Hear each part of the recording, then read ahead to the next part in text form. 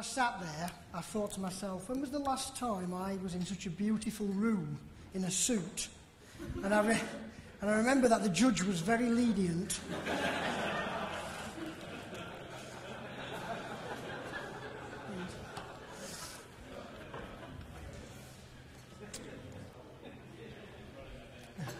There's a few people in the room that know me that probably know that's probably true as well. Okay, what I'm going to talk about is, when I was asked to do this, I thought, shall I lecture people on social? And I thought, well, no. People can read, they've been to enough IBM presentations and everybody else's to be able to understand what social is. So I thought I would focus specifically on how we've taken the social concepts and applied them into our business to change the way that we do business, and also that the way that our clients benefit from the products we do. So I'm going to talk about in my presentation primarily two sides of the value chain. The bit that is our company back through our suppliers, through that part of the value chain, and the other side is about our products and our company through the commercial creation of products into our clients. So I'll move between the two. I'll try and make it simple. There's only two things for you to remember, left or right, and I'll try and get your way through it. So a little bit about me is I have no hair, so as you see I like to have to wear straw hats when I go on holiday.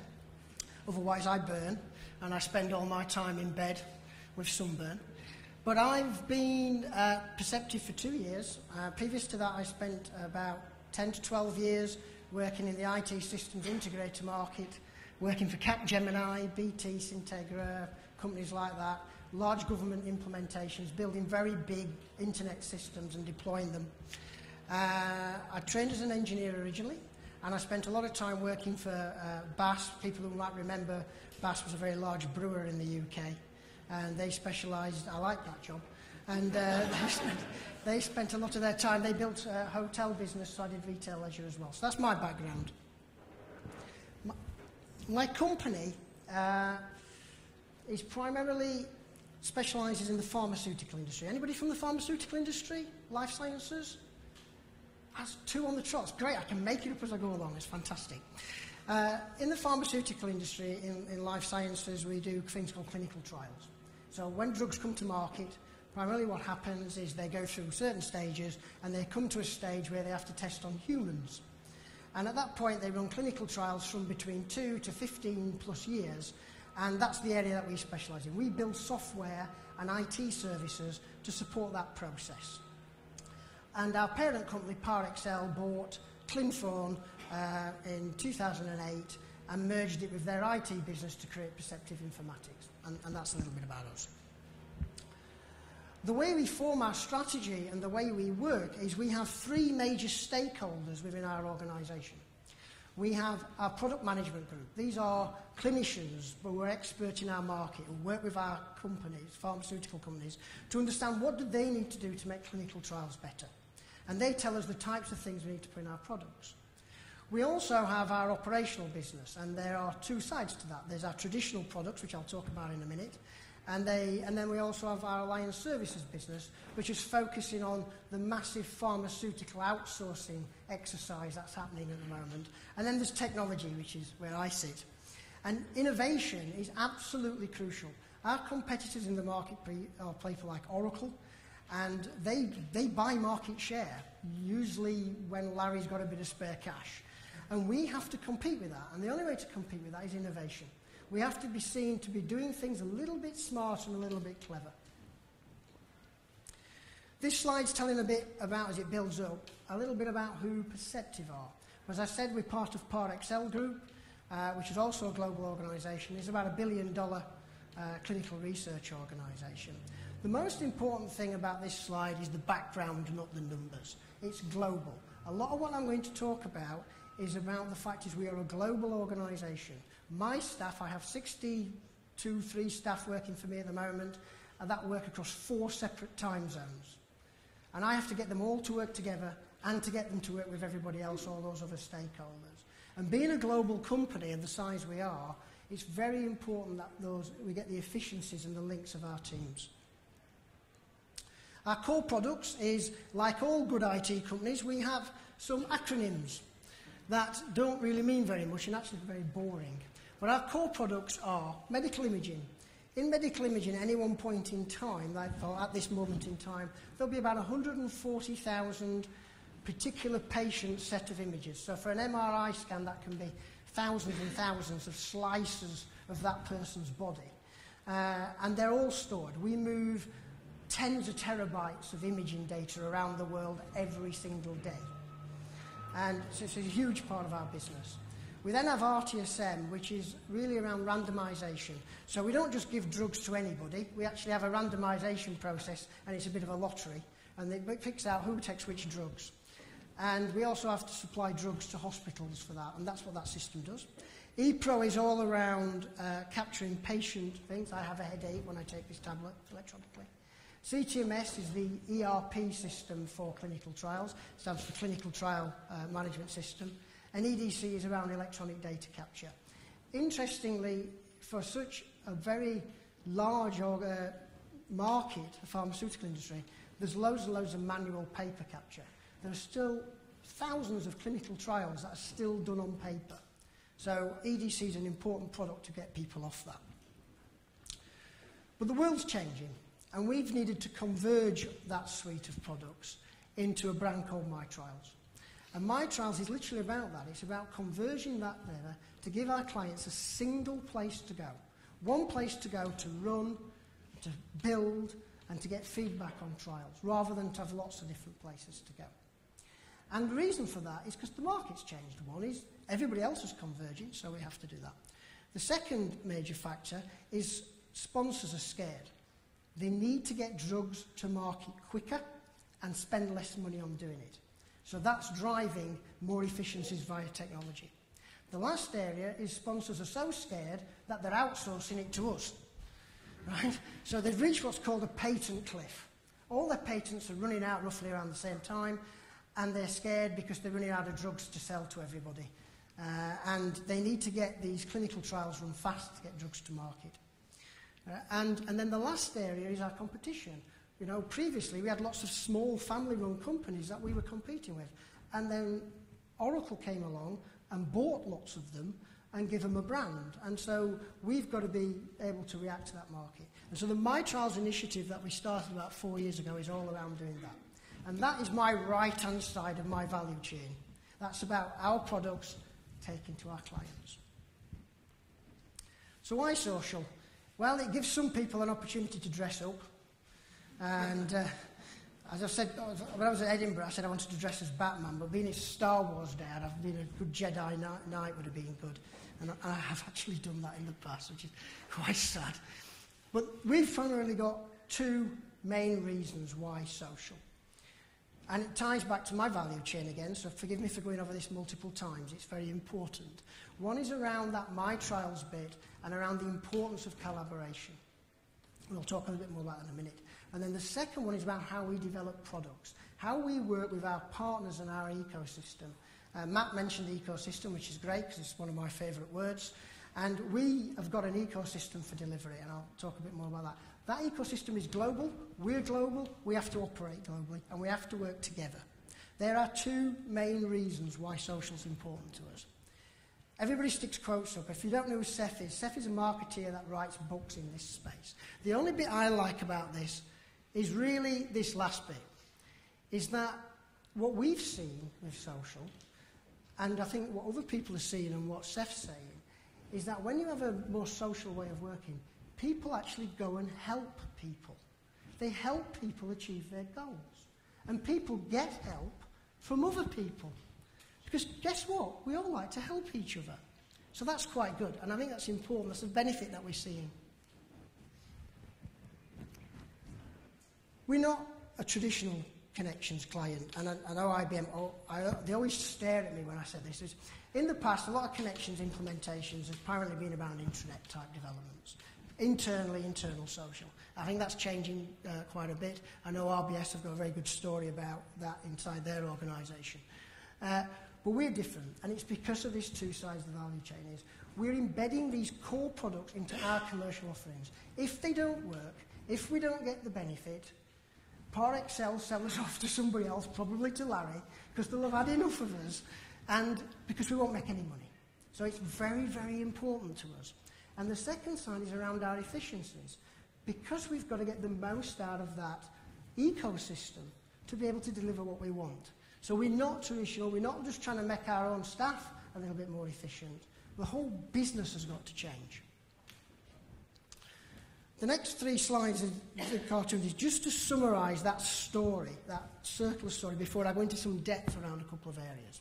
So about 4 years ago, Perceptive selected IBM and the portal, as well as a few other organisations, some in the room, to help us make my trials a success. There's Simon Cowell, and we selected them, and then we decided to start to build my trials. And when we built it and we started to engage with our clients, we thought they'd be very, very excited about how formally clinical trials, their business transactions, the real transactions of getting a patient on site, getting a site loaded in and making sure I've got all their information, would be the bit that excited them. The bit that excited them was collaboration. We need to be able to share documents, we need to be able to share information. And that came as a bit of a shock to us. So we decided that social was very important to my trials. And that's when we decided to use the social in the way we worked. And the reason we did that was we didn't want to just embed something we didn't understand into our commercial products. We needed to learn about that and understand that. So we launched Peace. And Peace is that left side of the value chain. It's a solution that we've built to work with our ecosystem for the delivery of that. So it's embedded into our development cycle. We've now recently implemented Kudos badges, which I'll talk a bit about later. There's a little video around that. And then we started to talk to our stakeholders, our internal stakeholders, as well as our clients, around what we'd done with Peace. And they got very excited. And they thought it was important. And that was the point when it closed the loop, because we'd done it and proven it and made it a success, that it's now been embedded into that My Trials products. So Peace is pretty much what it says there, you can all read. It's around an environment to get that ecosystem to work. It's around getting our people in our global areas to work together. And it is a standard connections implementation. As Natalie rightly said, it took us 30 days to implement it. And it's an out-of-the-box implementation, and we turned it on and we used it, and we've never changed it since. I think we've changed the logo. And people who know connections know that screen is pretty standard stuff. I'm not going to lecture on what an ecosystem is, although I think a definition is always useful. The most important word here, community. And that's a big thing in social, is getting those communities to work. So our ecosystem is, our delivery ecosystem is made up of these 4 areas. Technology vendors are IBM, in our case, TIPCO, Information Builders, Informatica. I think they're all work. I can feel the glare from my IBM as I say that. But IBM's a big part of that. Knowledge partners are people like the Portal, Pirion, Ascendant in the UK, who help us with specific knowledge areas. Delivery partners tend to be geographic based. So we have a lot of work in India, and we have companies like Tesco and GSS that help us there. And then our own people. And our own people is built into engineers, testing streams, our centres of excellence, and our product guys. We see that IBM sits here, really. They help us in all these areas. The Portal sort of sit here in this sort of space as well. But that ecosystem working is important for us. And why is that? Because when we decided to do My Trials, we realised that we had to spend around $27 million a year on R&D, which for a company of our size is a lot of money, right? Now, when we did that, we had to make sure that a large percentage of that was still invested in our core products while we were building this completely new product called My Trials. So we couldn't do that by just using our own staff. So we decided to move to a 70-30 split of 30% of our development and new product was done outside of our organisation. That creates a lot of questions. Who do I speak to? Who is there? And in some cases, in certain countries, in India, we could have a team of 6 people there, and in 1 week, 2 of them could leave, and 3 more could appear, and who are all these people? How do they work together? And we have to make them a team.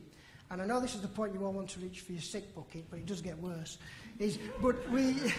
We do need that to be a team, not a supplier-customer relationship. Supplier-customer in our model would not work. It has to be team. And it has to give us that flexible resource model. Without that, that's a big business drivers. Without being able to meet this, we would struggle to meet the demands. We've got 18% growth in our business, in our product area. I've got roadmaps for 6 products for the next 2 to 3 years, and I've got so much development time to do. It is a nightmare. And without that use of our external partnership networks, we would fail. We went a stage further. I know there's a presentation about cloud in a bit, and so I'm not going to talk much about that, except for we put peace in the cloud from day one. We didn't put it in our hosted environments. We need it to be accessed globally. It was a logical place for it to go. We had to use IBM products to build it, because we're selling IBM products as part of our own products. You know, I'm sure there's people in our organisation which would have loved to have rewritten connections on their laptop over a weekend, or would have loved to have put SharePoint in, but we decided to invest in eat our own dog food. And we're also looking at our hybrid cloud. So at the moment we're speaking to IBM to see if there's any functions in their smart cloud that we can link in to Peace and into My Trials without us having to rewrite it and do it, and how we can link them together. That's quite exciting. I think we've got to work out some very interesting commercials, but it's a very interesting area, a different way of doing business, and we like to keep people on their toes. But we are seeing benefits, and that's what you want to know is, that's great, Andy, thank you very much for telling me all about your company, but are you actually getting any benefits? Well, we are. I was in India in February to see our teams, and when we had a presentation, we had a break, I got all my team just ran at me, basically, and wanted to hug me, because we'd given permission for them to share and talk and let them do it without breaking down the cultural challenges you get there. They could do it online. They could do it as part of their team. They could have a voice, and they could comment on other senior people's views of the world. They loved it. Why is that important? In the building where our team, or one of the building is, 2 floors down is Facebook. 2 floors further down than that is Google. Across the road is Microsoft. Now, these people get offered lots of money to go and work for these big brands and big names rather than go and work for Perceptive. It helps us with retention massively, although they probably don't want to go and work for Facebook after yesterday, but that was quite funny. And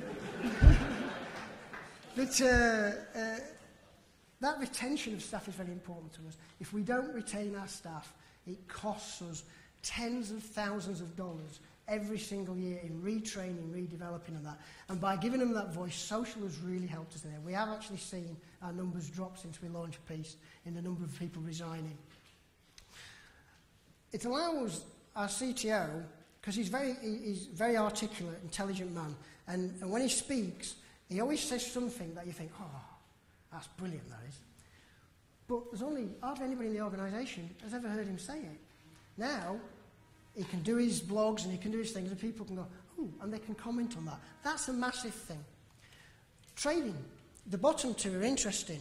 Because it's about collaboration, there are 2 companies in this room that have won business from me in the last 3 months because they physically contributed to Peace.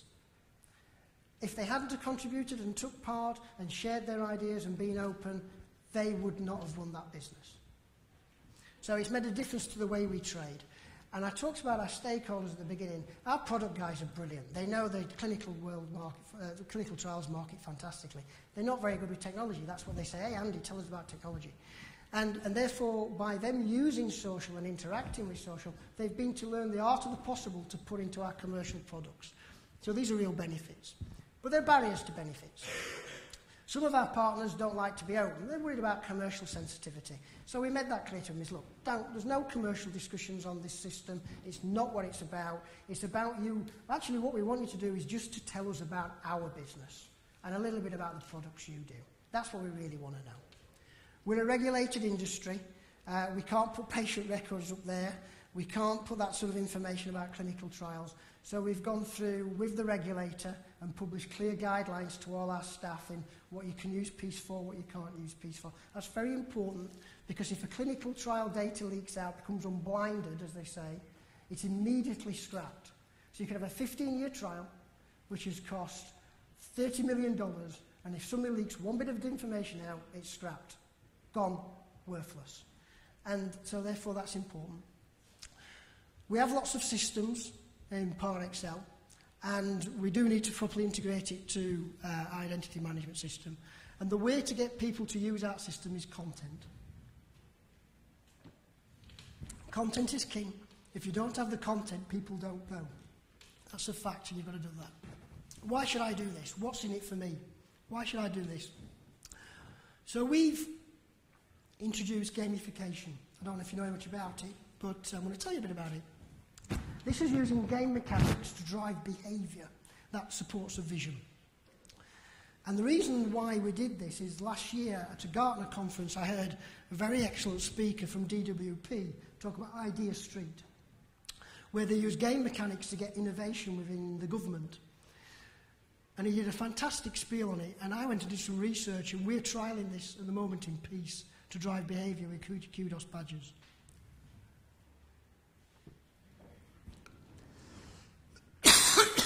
Being that I'm about to die, I have an apprentice, and my apprentice is actually a chief ninja, which is brilliant. I've got to change my job title. Seth's going to talk to you a little bit about game theory and game mechanics in a speech he did at TED in 2010 called The Game Layer on Top of the World. First of all, if you don't... Who uses TED? Hans, uses TED?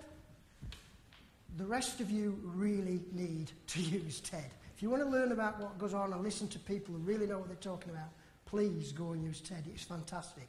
So many subjects in the world that you can listen to some great speakers talk about.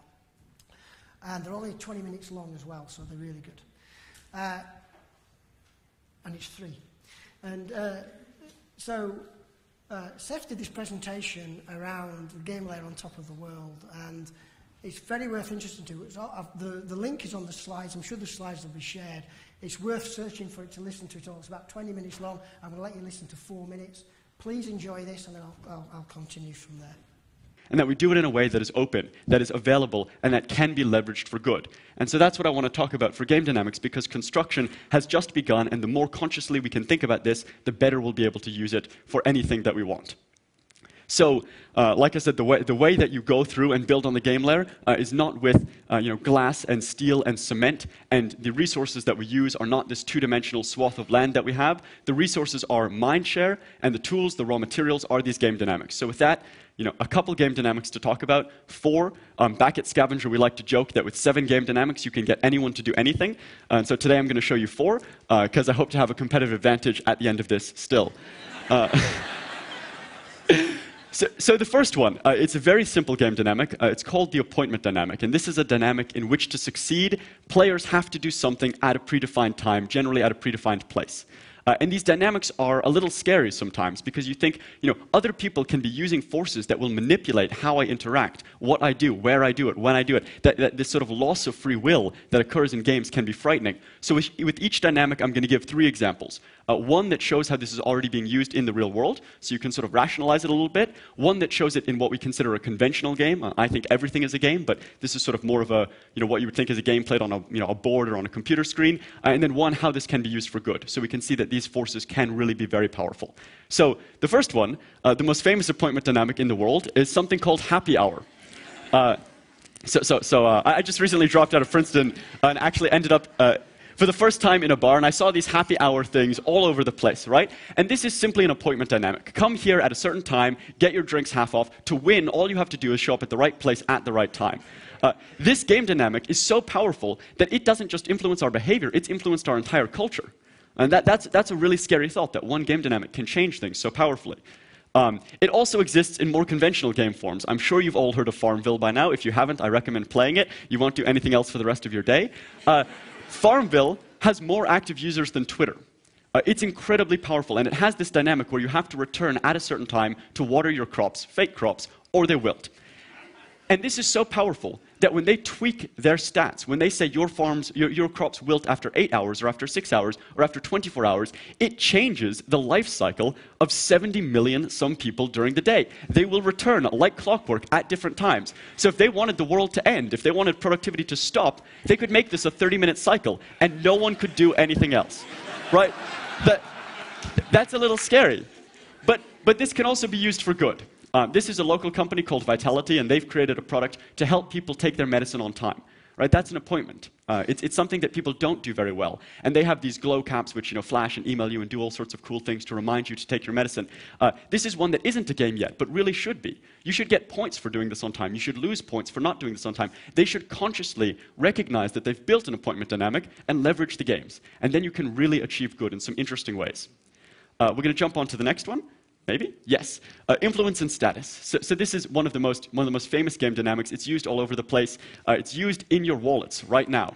Right? We all want that credit card on the far left because it's black. And you see someone at CVS or not CVS, like Christian Dior or something, right? And then, I don't know. I don't have a black card. I've got a debit card. So they whip it out, and you see, man, they have that black card. I want that because that means that they're cooler than I am, and I need that. And this is used in games as well. Modern Warfare, one of the most successful selling games of all time. I'm only a level 4, but I desperately want to be a level 10 because they've got that cool red badge thing, and that means that I am somehow better than everyone else. And that's very powerful to me. Status is a really good motivator. It's also used in more conventional settings and can be used more consciously in conventional settings. School, and remember, I made it through 1 year, so I think I'm qualified to talk on school, is a game. It's just not a terribly well-designed game. Right? There are levels. There are C, there are B, there is A. There are statuses. I mean, what is valedictorian but a status? If we called valedictorian a white knight paladin level 20, I think people would probably work a lot harder. So the status thing is very important. I talked about it in India. And in India, winning the kudos badge and certain ones are being seen to be high up in the leaderboard is very important. And we are seeing that it's clearly driving behaviour of those teams today. And so game mechanics is a very interesting area. And in our future work that we're doing in Peace, we're doing a lot more work with that. It's very early stages of it. It's very exciting. And we see that there's some real big opportunities. And I love the example there around the taking drugs at certain times, because that's very important to us, and how we can look at doing that use that as an example with our clients to explain how game mechanics might help in the clinical trial rate as well. So that's quite an exciting area. Obviously, one of the areas that we're working in the future is how we integrate this with the rest of our products at the top. But the two most really exciting bits, I think, for futures, for me, is the middle one is about extending the ecosystem. So we build lots of very good products for clinical trials. In fact, they are fantastic, and you should buy them. But there is a load of companies that build very special niche products. And what we're doing is we're working with them to add them to our ecosystem so they can deliver products for my trials. We can take the same approach of social-based product development with them into our my trials area, and that's an interesting area. And the last one, of course, is back into the other side, is getting our delivery partners to be able to deliver without having us to give them dedicated environments and dedicated licenses. Can we develop in the cloud? Can we extend the cloud? Mobile's a particular area for this. As we start to build more mobile apps, we're going to want to outsource a lot of that to our partners and just say, look, this is the suite, this is the framework we do, it all runs in the cloud, you can do that. And it's things we've learned in Peace that allow us to do that. That's very good insight. But you need to have some things to think about, because it's not all brilliant and rosy. When you've read about social, you've read about creators, critics and consumers, you do need to know who they are and how you're going to get them engaged. That's a very, very important message. It's not just the theory, it is actually real. Think one area, ours was around how do we make our product development better to support what we're doing in our commercial products. Pick your area, focus on that area and make sure you deliver in that area. Reward openness and involvement. You want your people to comment on things. You want people to say, I don't agree with that. You want people to share their ideas. Reward it. Make them heroes. And you don't have to spend lots of time on it. You can get it up very quick, but you need to be bold. I always think bold is one of the values that some companies have, which I think is fantastic. Be brave, be bold, go out there and do it. And it doesn't matter if you get it wrong first time. You know, just keep ploughing at it. And because we're an agile development team, our developers keep reminding me that they don't have to get it right first time. I keep reminding them they have to get it right by some time or they won't be developing for us and all that. But that agile culture of getting in there and being brave and being bold, I think it's very important. And I think with social, because it can be quite difficult in some place to see the benefits, I think it's one of those areas where you just need to get on and do it. You do need to select your right partners. And the principles for this to us this is the sick bucket bit again. Partner, not supplier. It is true, they have to be true partners. And to us, they have to buy into your vision and they have to be agile. And it's very important. And they have to be actively involved. It's not something who says, only comes and speaks to you when they want you to give them another purchase order. There has to be a true relationship there. And we've certainly seen that from our ecosystem partners and from Portal and IBM. And we particularly picked Connections because of the amount of investment and what we've seen from IBM putting in there. It's a mature product. And it's very well spoken by Gartner, which makes my execs very happy. But it's an important point because there's reasons for why these things are done there. The Portal have been very good with Connections, the leading experts. They really got us to think about the adoption strategy, not just to think about getting it installed. And that was a big thing for us. And they met our principles. And a big thing for us with Peace as well is they got the fact we were building it for all the ecosystem, not just for Perceptive. Microphone bad. But remember, social gives you an opportunity for fun. And fun is good at work, you know? It's not a bad thing if people want to use elements of the social product or network that you build for their own personal things. You know, I heard somebody at Edinburgh, and the one question he asked after 4 fantastic presentations is, we don't want to build an internal Facebook. And the one question I wanted to ask him in a nanosecond was, why? Why are you scared? You know, don't be scared. Fun in work is good. You know? So thank you very much. That's me. You can contact me if you want. My contact details are there. I'm always happy to engage. I'm on LinkedIn. I don't do Twitter. I don't do stalking. And so, not after the judge, as I explained. And that's me done. Thank you very much for your time.